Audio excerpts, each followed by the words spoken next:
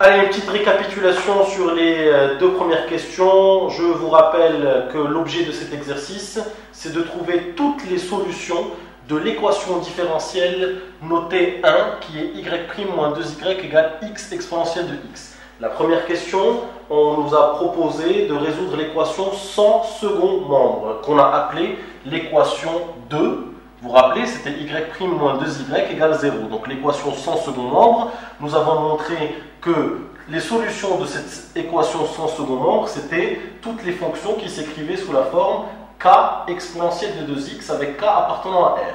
Dans une deuxième question, on nous a proposé de trouver ce qu'on appelle une solution particulière, mais cette fois-ci de l'équation 1, c'est-à-dire l'équation dont on veut trouver les solutions.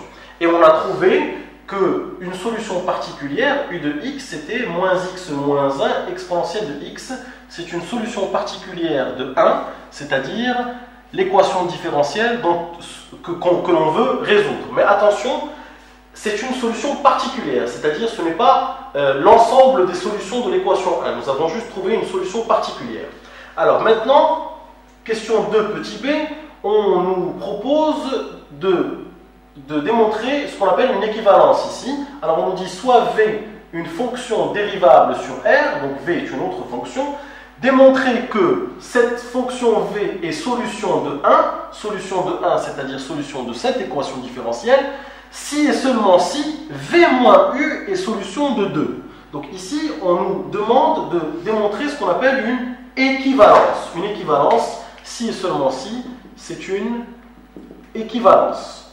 Alors, je répète, l'équivalence à démontrer ici, c'est si v est solution de 1, alors v moins u est solution de 2. Et réciproquement, si v moins u est solution de 2, alors v est solution de 1. C'est cette équivalence que l'on veut démontrer. Alors ici, pour un souci de lisibilité, on va appeler cette fonction xe de x, le second membre, on va appeler cette fonction, on va l'appeler w. Donc, on nomme la fonction w, c'est la fonction w de x est égale à xe de x. Ça, c'est juste une petite astuce de rédaction. Donc, ce second membre-là, vous lui donnez un nom, vous l'appelez w. Et maintenant, nous allons nous attaquer à la démonstration de notre équivalence. Alors, on va partir de v solution de 1, et on va essayer de montrer que si v solution de 1 équivaut à v moins u solution de 2. Alors, on va partir de v solution de 1, on va dire v solution de 1 équivaut, c'est-à-dire si et seulement si, v solution de 1, si et seulement si, v' moins 2v, v' moins 2v est égal à x exponentielle de x, c'est-à-dire ici est égal à w. Alors, v solution de 1, on a tout simplement écrit que v solution de 1, si et seulement si, v' moins 2v est égal à w. Alors ce x exponentielle de x ici, c'est pas la peine de l'écrire, on va tout simplement écrire v' moins 2v est égal à w. Qu'est-ce qu'on sait sur la fonction u? On sait que la fonction u est aussi solution de 1. Donc si u est solution de 1, on va pouvoir écrire aussi or u solution de 1. Donc si u est solution de 1, ça veut dire aussi que u' moins 2u est égal à w. u' moins 2u est égal à w. Donc, on va pouvoir dire que si u' moins 2u est égal à w et si v' moins 2v est égal à w, on va dire ici que v' moins 2v est donc égal à u' moins 2u par transitivité, puisque si cette quantité est égale à w et cette quantité-là est égale à w, on va tout simplement dire que cette quantité-là est égale à cette quantité-là. Donc équivaut ici à v' moins 2v est égal à u' moins 2u. Je passe tout dans le membre de gauche, donc v' moins 2v moins u' plus 2u est égal à 0. Je vais écrire v' moins u' côte à côte, donc v' moins u' moins 2v plus 2u est égal à 0. v' moins u', c'est bien la dérivée de v moins u.